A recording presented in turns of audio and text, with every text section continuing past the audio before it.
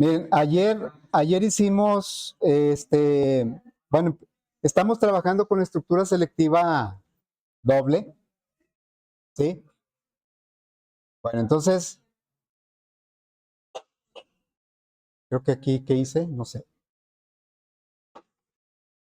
A ver, eh, dijimos que ya vamos a poder empezar a hacer preguntas dentro de los algoritmos con las estructuras selectivas, ¿sí? Bueno, ya empezamos. Hay tres tipos de estructura selectiva: la doble, que es la que hemos estado usando; la sencilla, cuando solo hay una parte verdadera o solo una parte falsa; y la múltiple, que todavía esa no la hemos tocado. Bueno, nos pusieron un problema, el usuario nos puso un problema en donde me iba a dar dos números y vamos a decidir cuál de los dos era el mayor. Y bueno, ya lo hicimos en algoritmo, tanto en PCI. Voy a recuperar este. Ahí está en PCI. ¿Sí? Y para eso utilizamos dos operadores de relación: el de igualdad, que en PCI es con un solo igual, ya que la asignación la hace con la flechita. Entonces la pregunta por igualdad sí la hace con un solo igual. Y aquí ya utilizamos la estructura selectiva inclusive combinada, una dentro de otra. La primera pregunta que hicimos es si los números que nos dio el usuario son iguales. Si son iguales, ya no hacemos nada, ponemos una respuesta y ya no hacemos nada. Pero si son diferentes, que es la parte del si no, preguntamos cuál de los dos es el mayor. Por eso decíamos que este sí está dentro de este otro sí. ¿Qué es lo que nos va a ayudar a nosotros como programadores, como lectores del código? ¿Qué es lo que nos va a ayudar a entender cómo están organizadas las estructuras? Pues la sangría.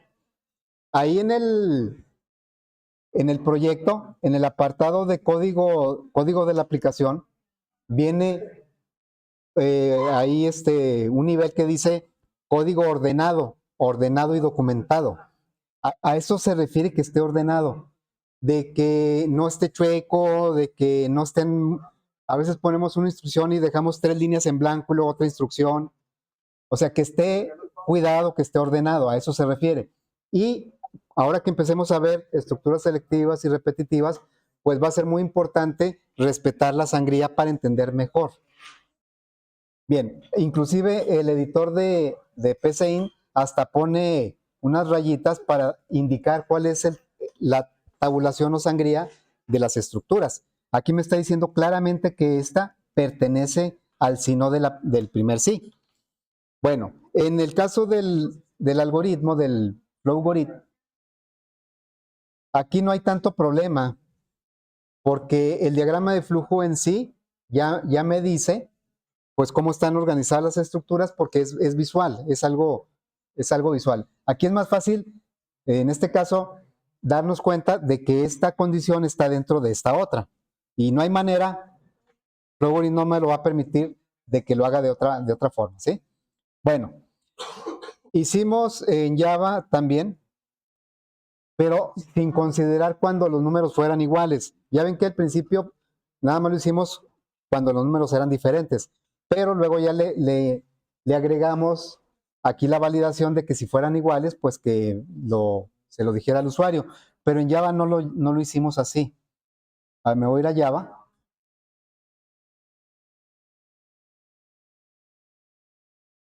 Recordamos la sintaxis del if, de la condición. ¿Cómo es la sintaxis? Pues se pone la palabra reservada if. Ya ven que en español, ¿cómo se diferencia un sí afirmativo de un sí condicional? ¿Cuál es la diferencia? ¿Con cuál? No, a ver, ¿cómo es diferente decir si me acuerdo, lo voy a hacer, a que diga sí, me acuerdo? ¿Cuál es la diferencia en español entre el sí condicional y el sí afirmativo? Pero para el sí condicional. Sí, pero sintácticamente, ortográficamente, ¿cuál es la diferencia? La tilde, el acento, ¿sí? El acento, ¿va? ¿Sí? El acento. O sea, sí, nada más que casi nunca le ponemos el acento al sí afirmativo. Sobre todo en WhatsApp y todo eso, casi nunca se lo ponemos. Entonces, en español, para decir que una es afirmación y otra es pregunta, el acento es la diferencia. Sin acento es pregunta o es una condición y con acento es una afirmación. En inglés no ocurre eso, ¿verdad? ¿Cuál es el sí afirmativo en inglés? El yes. ¿Y cuál es el sí condicional en inglés? El if. ¿Sí? Bueno, este es como el sí sin acento del español. Si pasa esto, si es verdadero, vas a hacer esto. Si no, es caso contrario, vas a hacer esto otro. Bueno, para entender por qué le ponen así a las instrucciones, ¿verdad? Bueno, también dijimos que en Java, cuando la parte falsa o la parte verdadera solo hace una instrucción, no es necesario ponerle llaves, como es el caso de este ejercicio. La parte verdadera, ¿qué es lo único que vamos a poner? Pues una salida. Y en la parte falsa, también una salida. Por eso en ninguna de las dos puse llaves. Yo voy a poner llaves nada más cuando sea necesario. Y en este caso no lo es. Bueno, entonces ya está. Quedó pendiente aplicar también o verificar si los números son iguales en Java. ¿Cómo sería aquí? Para saber si son iguales. Le tendría que poner sí, número 1, igual porque es una pregunta, no es una, ¿sí? Número 2, es una condición, ¿sí? Si eso es cierto, entonces vamos a decir que son iguales. Le damos una salida. Son iguales. ¿Sí? Si lo dejamos así, pues no va a funcionar bien, va a ser una confusión. Ahora, la segunda pregunta, como lo indica el algoritmo, aquí sí se ve bien clarito. Cuando es verdadero, vas a poner un letrero que son iguales, pero cuando no sea verdadero, vas a poner otra condición para preguntar cuál es el mayor. Entonces, eso lo tenemos que poner en el else, aquí, no, en ese no. Aquí, del primer if, aquí sería, en caso contrario, y vean, el compilador eso lo va a entender perfectamente, pero para mí eso es un poco confuso, leerlo, porque este if no parece que es parte del else, del primer if. ¿Cómo le hago? En PCInt también se ve claramente que este if, este sí, es la parte falsa del primer sí. Acá, aunque sí lo sea, porque el compilador sí lo va a entender así, para nosotros pues no es muy claro. Entonces ahí es donde entra en juego lo que es la sangría, la tabulación de las estructuras. Es muy importante para nosotros, no para el compilador. El compilador le da lo mismo. Él se basa en otras cosas, en las llaves, en los paréntesis, en los puntos y comas. Entonces, yo lo que voy a hacer es tomar esto y darle un tabulador, ¿sí? De tal manera que se vea, así se observe, que este if está dentro de este else. Antes también lo estaba, pero no se notaba. Ahora ya se nota. Entonces, ahora sí se ve muy parecido a esto. Dice, si los números son iguales, da una salida, que son iguales. En caso de que no, o sea, si no, entonces haz otra pregunta, pero ya está dentro de la parte falsa del primer sí. Ok, entonces vamos a probar eso.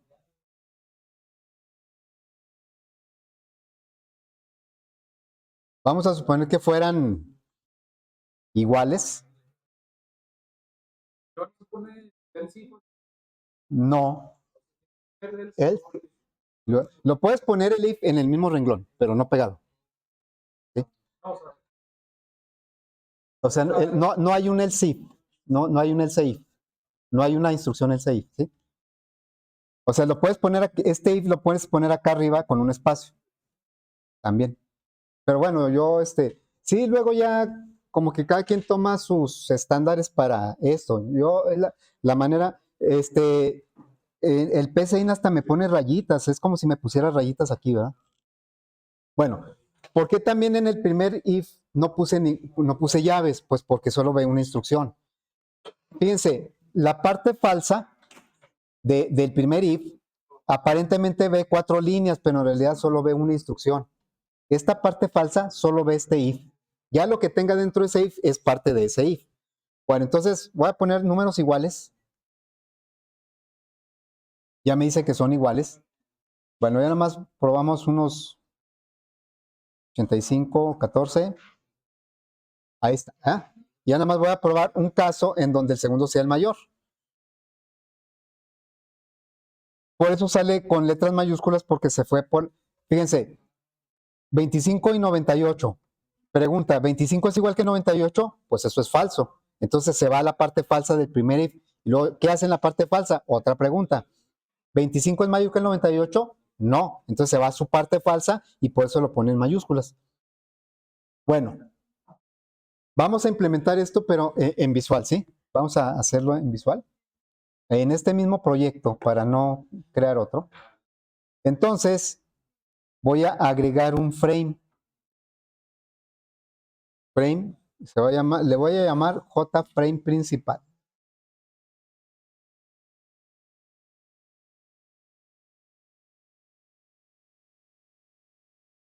¿Cuántos campos de texto necesito?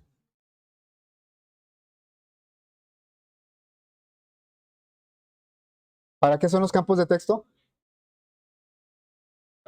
Para ingresar datos. Entonces, ¿cuántos necesito?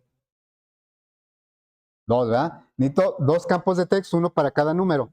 Y pues un letrero. Así es que voy a agregar por aquí una etiqueta. Y luego voy a agregar un campo de texto. Le voy a hacer algún cambio a, bueno, la etiqueta aquí va a decir primer número. Y aquí va a decir, lo voy a hacer un poco más grande, pues no va a decir nada. Bueno, le voy a cambiar el tamaño de la fuente porque se ve muy pequeño, ¿no?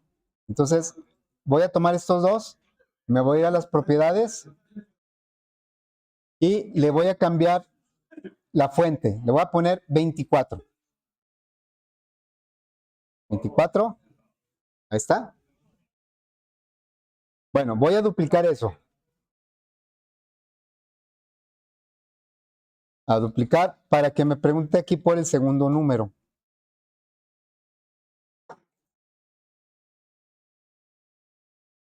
Segundo número, así. Voy a agregar, ya ven que casi siempre agregamos 4 botones, el calcular, borrar, aleatorios y ejemplo. En este caso, como que el ejemplo no es tan necesario, entonces voy a agregar nada más 3 botones. Un botón,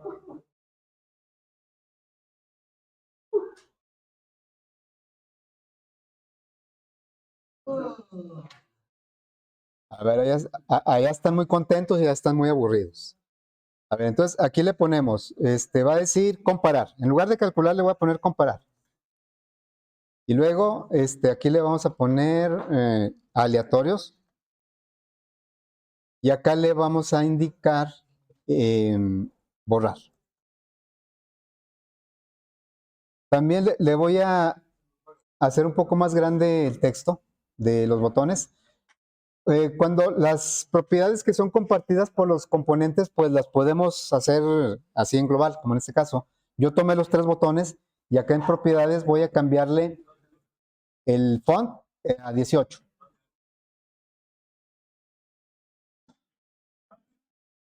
Comparar, aleatorios y borrar. ¿Sí? Y voy a agregar una etiqueta para poner el resultado de cuál es el mayor. Entonces, una etiqueta aquí. La voy a hacer más grande. Le voy a cambiar el background. Lo voy a poner en amarillo. ¿Cuál?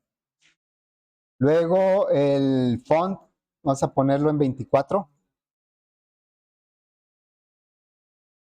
Y el opaco.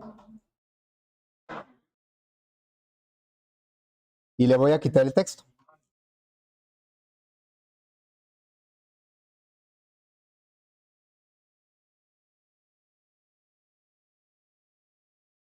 ¿Ya está? Se pierde la etiqueta, ¿va? Sí, es que si le quitas primero el texto se te va a perder.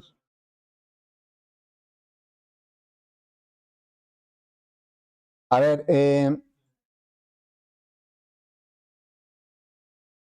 le voy a poner la alineación al centro. Nada más para que el letrero se vea centrado, ¿sí? Aquí donde dice alineamiento horizontal, le voy a poner al centro. En esta etiqueta, para que el mensaje aparezca centrado en la etiqueta. Bueno, entonces, ahora sí, le voy a cambiar nombres a los componentes. ¿A cuáles se les cambia? A los de entrada, de salida y a los botones. A todos los campos de textos los empiezo con JText, todos los botones con JBoot, todas las etiquetas con JLabel.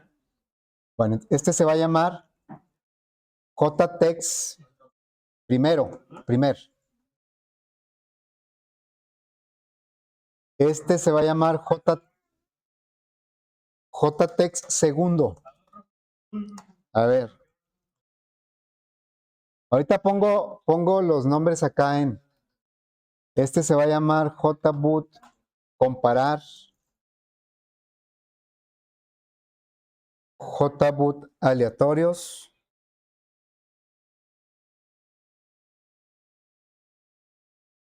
Y JBoot borrar.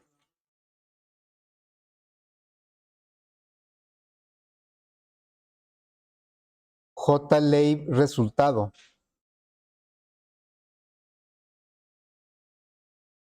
A ver, voy a mostrar aquí cómo quedaron los nombres. Esos son los nombres que le puse.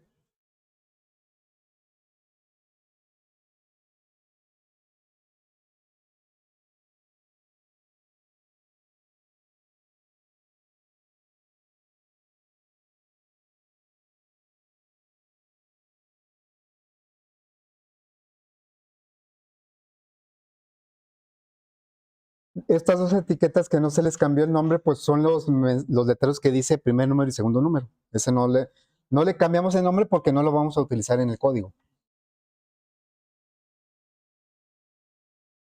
Bueno, vamos a empezar por el botón borrar. ¿En qué consiste? ¿Qué va a hacer el botón borrar? Ponerle cadenas nulas a los campos de entrada y a las etiquetas de salida. Bien, entonces vamos al botón borrar. Diría JText ese es nuestro primer campo de texto, punto setText. El set modifica y esto queremos que modifique, que lo que tenga lo borre y ponga una cadena nula. Vamos, J primer y luego JText segundo, setText también. ¿Y qué otra cosa vamos a borrar? El resultado. JLabel, resultado, ¿así? Bueno, el JBoot borrar va a poner campos o cadenas nulas en cada una de las entradas y salidas para que dé la apariencia de que lo borró. El siguiente botón que voy a codificar es el de aleatorios, pues que hace algo similar, pero en lugar de poner cadena nula en los campos de entrada, pone números aleatorios. Bueno, entonces voy a activar el evento de aleatorios.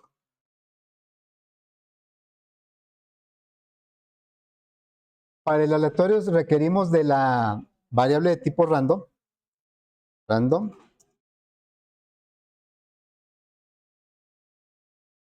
Cuando los tipos no son primitivos, las variables se crean de otra manera. Es lo que ocurre con el escáner y con el random, porque no son tipos primitivos. Y también me pide que agregue la librería. Vamos a agregar la librería del random. ¿Está? Y bueno, como dijimos, vamos a hacer algo muy similar a esto, pero en lugar de campo de cadenas nulas, le vamos a poner números aleatorios. Sería JText primer punto setText. Vamos a poner, tiene que ser un texto lo que pongamos, aunque lo que nos va a regresar el azar es un entero. Le voy a decir azar punto que me genere números aleatorios entre 0 y 99. Si lo dejo así me marca error porque el azar next int me regresa un entero. y el ctext me pide una cadena. Entonces tenemos que hacer la conversión. Aquí como que no lo dejé bien. Para eso vamos a agregarle una cadena nula para que el resultado entero que me regresó el nextInt me lo convierta a cadena y esa cadena me la pueda aceptar la función ctext. Bueno, vamos a hacer ahora lo mismo con el segundo, jtext segundo. Ctext, vamos a decirle azar.nextInt, también hasta el 100, y tenemos que agregarle una cadena. En realidad le podemos agregar cualquier cadena, pero si le ponemos aunque sea un espacio, eso ya no es una conversión. Ya no va a resultar como una conversión, sino es una conversión más un espacio. O si le pongo hola, pues también. Oal, lo puse en otro idioma. Lo va a convertir a cadena, pero le va a agregar esa cadena y no queremos, nada más queremos que lo convierta a cadena, por eso le agregamos una nula. Ni siquiera tiene un espacio ahí, ¿eh? Ok. Y también el random tendría que borrar un resultado que tal vez esté por ahí. JLay, resultado, set, ¿sí? Bueno, vamos a probar esos dos botones.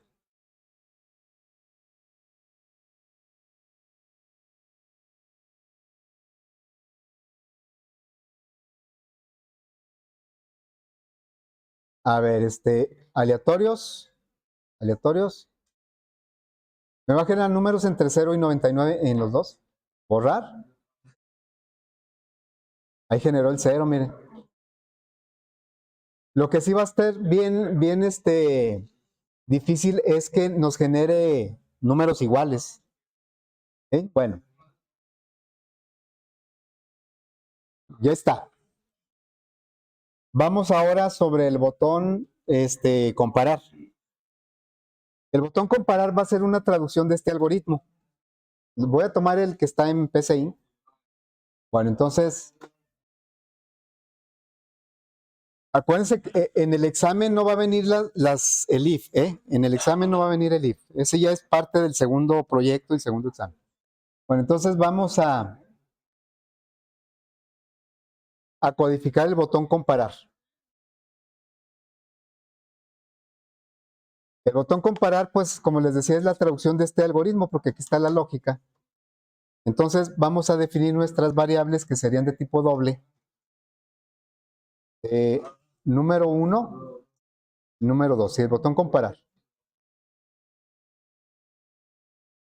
Luego, la entrada de los datos, aquí está con una instrucción leer, pero en el visual, ya bueno, en consola es con el nextInt del escáner, pero en el visual le vamos a pedir, como el dato está en un campo de texto, a ese campo de texto le vamos a pedir el dato a través de la función getText. Me lo va a regresar como una cadena, pero como yo necesito trabajarlo como un numérico doble, tengo que convertir esa cadena que me regrese.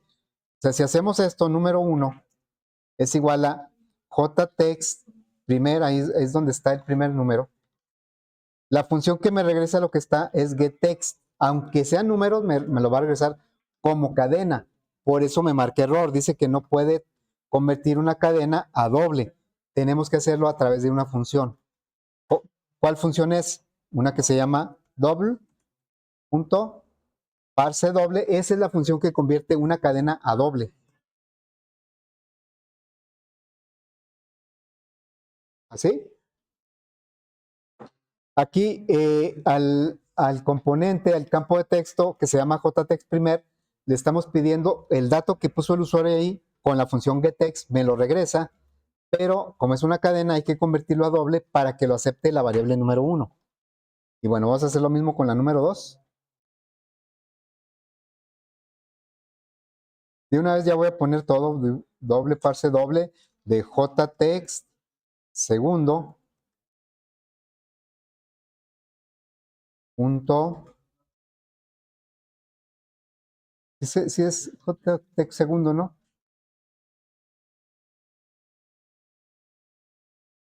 ¿Por qué no me lo acepta? Bueno, getText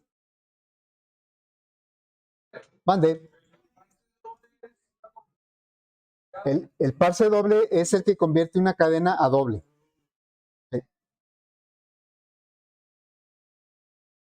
Si los datos que ponemos ahí son de tipo entero, tendríamos que convertirlo a entero, ¿verdad? Pero son dobles. Bueno, entonces, esto es el equivalente a la entrada de datos, a la lectura. Ahora vamos a comparar, ¿sí? ¿Sí qué? ¿Cómo se pregunta en Java si dos valores son iguales? Con dos veces igual, ¿verdad? Número 1 es igual a número 2. Es realmente, pues lo que vamos a hacer es lo mismo que acá. Vamos a hacer exactamente esto mismo, excepto que la salida, pues en lugar de ponerlo con system out, la vamos a poner en una etiqueta, la salida. Bueno, entonces vamos a decirle, si número 1 es igual a número 2, entonces en el JLab resultado, ¿sí? Vamos a poner un texto que diga son iguales. ¿Sí? Así. Son iguales, ¿sí? En caso contrario, si no son igual, el caso contrario es nada más lo negativo o lo contrario a eso. Si son iguales, vas a poner un letrero. Si no son iguales, todavía no sabemos cuál es el mayor, por eso tenemos que volver a preguntar.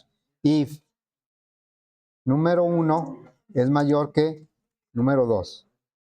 Si es verdadero, fíjense, cuando llegue aquí es porque el primero fue falso, si no, no llegaría aquí. Bueno, entonces sería JLab resultado punto setText y va a decir el mayor es el número 1. Y en caso contrario de este segundo if, o sea aquí else, entonces va a poner un letrero que diga cuando estamos en este else es porque ya no fueron iguales. Por fuerza uno de los dos tiene que ser mayor. Entonces aquí ya diríamos JLab resultado punto setText el mayor es el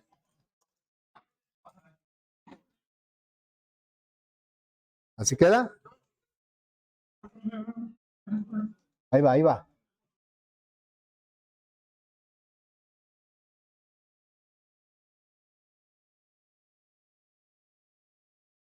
¿Da un error?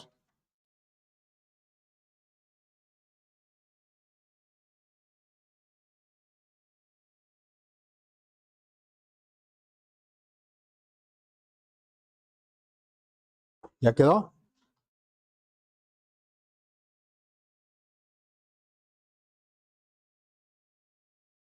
Yo estoy poniendo con mayúsculas y minúsculas nada más para entender por dónde se fue la ejecución, ¿sí? A ver, ¿será? Vamos a probarlo. Hay que darle mayúsculas a F6, ¿verdad? A no ser que pongamos como principal el frame. Bueno, aleatorios, comparar. El mayor es el 62. Aleatorios, hasta ahorita el segundo siempre ha sido el mayor, por eso siempre salen mayúsculas. En mi caso, ¿verdad? Ahora sí, el primero es mayor. Va a salir que el 15 es el mayor, pero con minúsculas porque se fue por esta parte, ¿no? Voy a ponerlos iguales. 15. Y vamos a comparar. Son iguales, ¿verdad? Fíjense. Pues hasta ahí creo que es lo que nos pidió el usuario. Vamos a suponer que el usuario me diga, oye, quisiera que fuera un poco más visual, en el sentido de que, aparte de que me muestre un letrero, que me pinte de otro color el número mayor. En este caso, que el 94, el color de fondo del 94, no el número, sino el color de fondo, que me lo ponga de otro color. ¿Sí? Por cierto, no me pongan en el proyecto colores oscuros en el fondo y color negro la letra, porque entonces no veo nada. A ver, entonces vamos a hacer lo siguiente.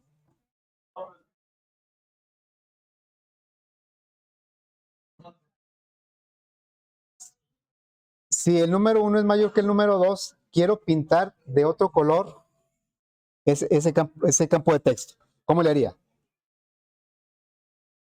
JLay,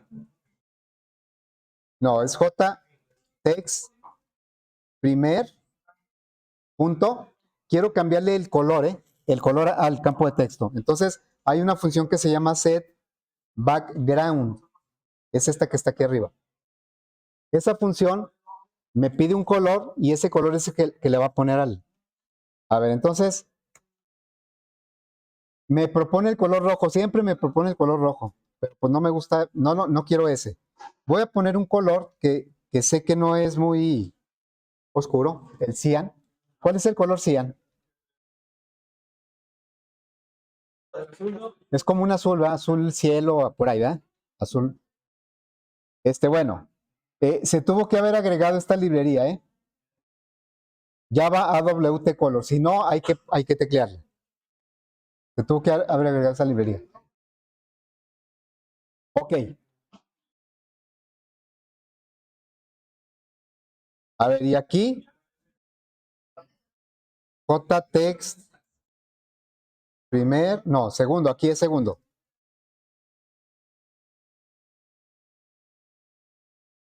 Vamos a poner el mismo color.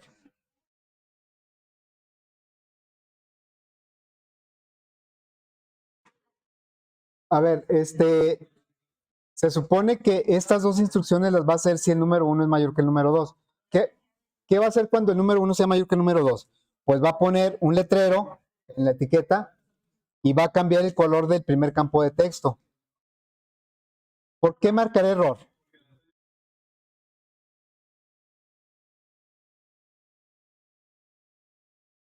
A ver, jóvenes, ¿por qué creen que marque error? Dice que el else no tiene un if. A ver, jóvenes, se oye mucha plática. ¿El qué? Miren, lo que está sucediendo es lo siguiente. A ver, por acá, ¿qué dice aquí? Aquí. Si es una sola instrucción, pueden omitirse las llaves, ¿sí? ¿Cuántas instrucciones tiene ahora aquí? Este if. Tiene dos. Este if solo tiene una instrucción en la parte verdadera. Y este if solo tiene una instrucción en la parte falsa, que es otro if. Pero este if en la parte verdadera tiene dos instrucciones. Esto, para nosotros, sí se entiende que las dos instrucciones son parte de la de la parte verdadera de este if. Pero tenemos que poner llaves. ¿Sí? Como son dos instrucciones, ahora hay que poner llaves. ¿Sí? A ver, ojo con este else. ¿Cuántas instrucciones ve este else? ¿O cuántas quiero que vea? Pues dos. Pero realmente no está viendo dos, ¿eh? No me marca error porque esta segunda instrucción ya no la considera parte del if o del else. Hay que tener cuidado con este tipo de. Si yo no pongo llaves, este else solo va a ser esta parte. Porque es la única instrucción. Si no tiene llaves, solo ve una instrucción. Esta no la está viendo, aunque yo le ponga la sangría, no lo está viendo. Entonces, para asegurarme de que este else haga las dos, tengo que ponerlo entre llaves, ¿sí? Así. Algunos acostumbran poner el inicio de la llave en un lado, como por ejemplo aquí. Esta es una función y pone el inicio de la llave en un lado y la terminación acá. Yo acostumbro poner el inicio de la llave en otro renglón. Cualquiera de los dos está bien. Ok, entonces ahora vamos a probar. Este if ve dos instrucciones, por lo tanto necesito unas llaves. Este else ve dos instrucciones, necesito una llave. Bueno, vamos a probar.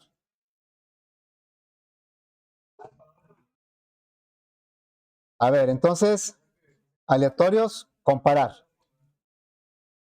Pintó de cian el más grande, que es el primero. ¿Qué pasa si yo aquí le pongo, a ver, aleatorios y le doy ahí? ¿Qué va a pasar? Que va a dejar en donde está el 11, está pintado porque en la anterior comparación era más grande el primero. Pero es más grande el segundo y pintó el primer. Hay que borrar, ¿verdad? Porque si no el usuario va a decir, no, no, mejor déjamelo como estaba, eso me va a confundir más. Ahí ya no supe cuál es el mayor, tengo que ver. Bueno, entonces hay que borrar. Ahora, el borrar no debería también borrar los colores. Y el aleatorio no debería también borrar los colores. También, ¿verdad? Es más, de hecho, el botón de aleatorios, ese ni debería existir, ¿eh? Acuérdense que si yo entrego esta aplicación a un usuario real, tengo que quitarle el botón de aleatorio. Ese es nomás para probar para nosotros. Bueno, entonces, ¿y cómo vamos a borrar?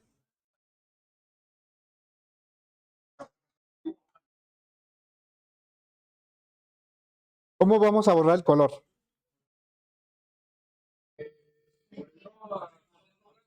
Ponerlo en blanco, ¿verdad? Vamos a ponerlo en blanco. Bueno, entonces, vamos a ponerlo en blanco. Como lo necesito en tres lugares, en el botón borrar, en el comparar, en los tres botones lo necesito. Entonces, pues, como ya sé usar funciones, ya sé crear funciones, ¿para qué me sirven las funciones? Pues, para evitar duplicar código. Entonces, voy a crear una función que quite el color, o sea, quitar entrecomillado porque, pues, realmente lo va a pintar de blanco. Entonces, y que esa función la manden llamar los tres botones en el momento que sea conveniente. Ok, entonces, ¿dónde ponemos nuestras funciones? Arriba, ¿va? Aquí van nuestras funciones. ¿Qué ponemos? Public. Voy a crear una función para quitar el color.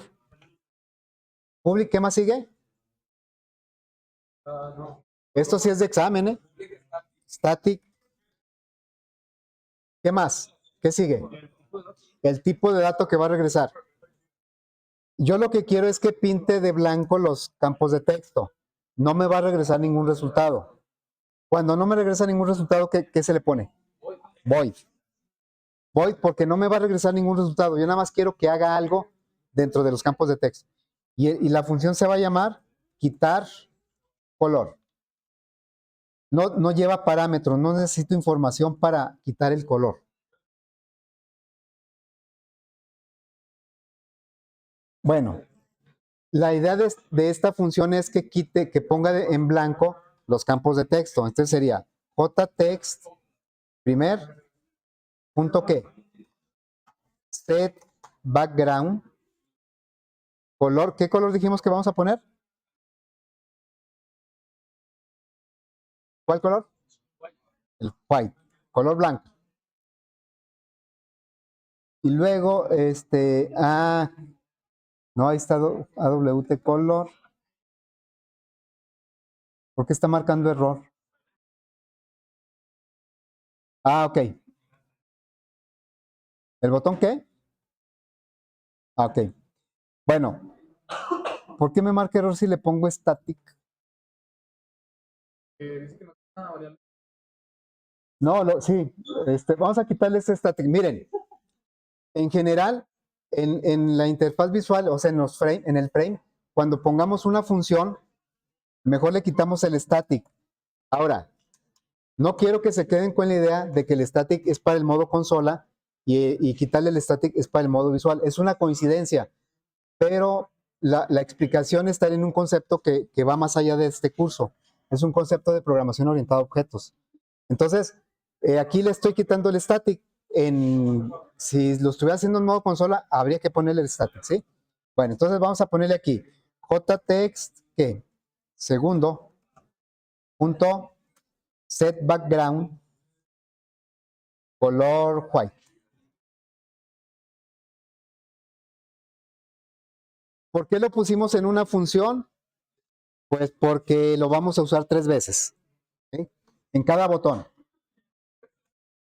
Botón borrar. Vamos a ponerle, ¿cómo mandamos llamar la función? ¿Cómo mandamos llamar la función? A ver, jóvenes, están muy distraídos hoy, como que están con otra cosa, no sé. Sí, ya sé. El proyecto es para la casa. A ver, ¿cómo mandamos llamar la función? El nombre de la función. Quitar color. No requiere parámetros, se manda ya. Quitar color. Ah, es que es con minúscula, ¿verdad? Fíjense, una de las ideas de las funciones no es solo reutilizar el código, sino que al ponerle quitar color, nos está dando una idea de qué hace en la lógica, nos ayuda en la lógica también. Ahí dice, ah, vas a quitar el color. Bueno, ¿dónde voy a quitar el color también? En el aleatorio. ¿Y en dónde más vamos a quitar el color? Se supone que en el comparar fue donde nos dimos cuenta. ¿En qué parte del comparar quitamos ese color? ¿Al final también? Antes, ¿va? Necesitamos que sea antes, que quite el color y luego ya que las comparaciones lo pongan en donde deba ser. Entonces, antes, tiene que ser antes. A quitar color. Así. Quitar color. ¿Queda? A ver, vamos a probar.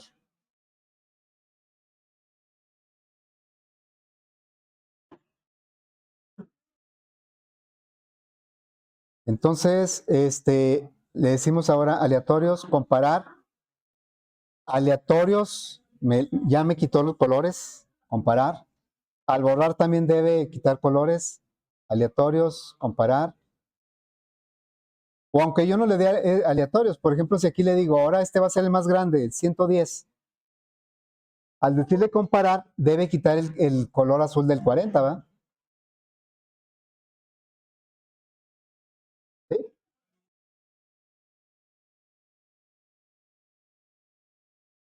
Ok.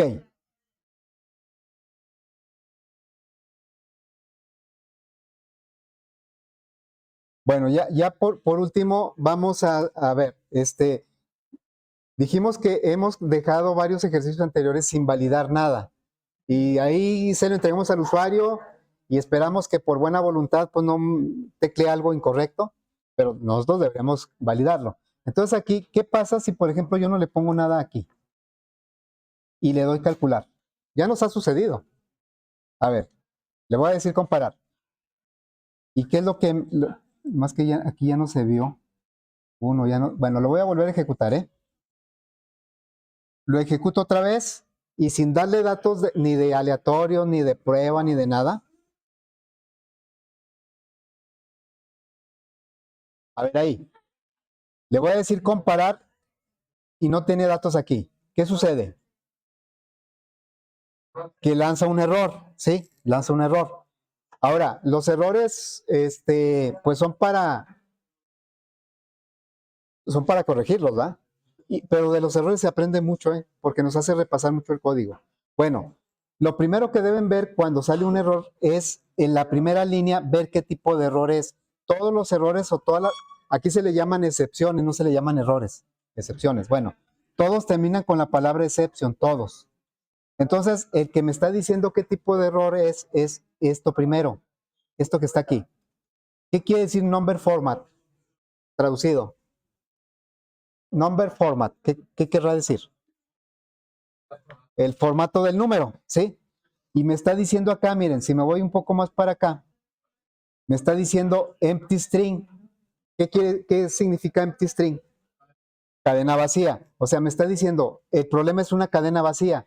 Y si yo quiero saber en dónde, o sea, no hay necesidad de que yo lea todas estas líneas, son muchas, sino que busco la primera que coincida con mi nombre de mi archivo. ¿Cómo se llama mi archivo? jframeprincipal.java, así se llama. Entonces busco la primera ocurrencia de ese nombre, que es aquí donde dice jframeprincipal.java, y ahí me dice en qué línea está el error, dónde lo lanzó. En el 166. ¿Qué es en dónde? Pues aquí. El problema es que la cadena nula no la puede convertir a doble y por eso lanzó el error.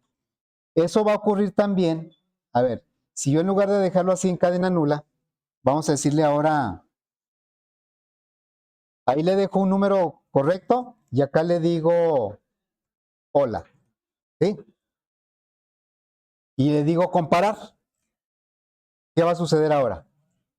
El tipo de error es el mismo, un formato numérico incorrecto, pero acá me dice para el string hola, o sea, este hola no lo puede convertir a doble. Por lo tanto, el error me lo debe reportar en la línea 167, que es en donde toma el campo de texto 2 y lo quiere convertir a doble. ¿Sí? Bueno, ese tipo de errores no es tan fácil así validarlo, porque pues, no sé qué le va a poner el usuario, ¿eh? Pero luego vemos cómo lo podemos hacer. Algo similar al if, pero no precisamente con el if. O sea, con el if no puedo yo validar eso.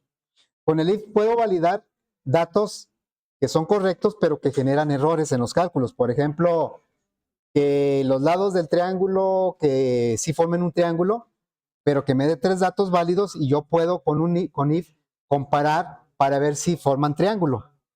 Pero este tipo de errores que desde la entrada vienen mal, pues con el if no lo vamos a poder hacer. Lo tenemos que hacer de otra manera, ¿no? Bueno, eso ya lo veremos después. Lo que estamos viendo, ¿cuál es el tema que estamos viendo ahorita? Estructuras selectivas. Ok. Bueno, entonces le seguimos